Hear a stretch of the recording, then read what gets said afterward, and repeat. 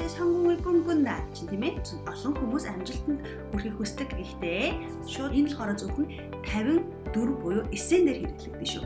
Юу вэ гэхлээр эсseгээ бичихтэй оршил хэсэг, өрнөл хэсэг гэх тус тусд нь ялгаж бичих хэрэгтэй. Яаж ялгаж бичих вэ гэхлээр жишээлбэл оршил хэсгийн заавал тоо бичихтэй бичгээр бичиж гинүү, тоогоор нь бичиж гинүү гэдгээс шалтгаалаад бас дүрм маань өөрчлөгдөнө. Жишээлбэл нэг ширхэг алим гэхийг савга хангэ гэж юм тийм ээ. Хан гэдэг нэг гэдэг тоогийг бид нар бичгээр бичих юм бол заавал. Сайн байцгаана уу? IDU class их сайхан багш байна. 5 сар топик өгөх Солонгост байгаа оюутнуудаа зориулаад манай IDU class-аас бүтэн номыг дуусгах 1 сарын эрчимжүүлсэн ангийг эхлүүлж байгаа. Тэгэхээр Zoom ангида уулзцгаая. Аньяо.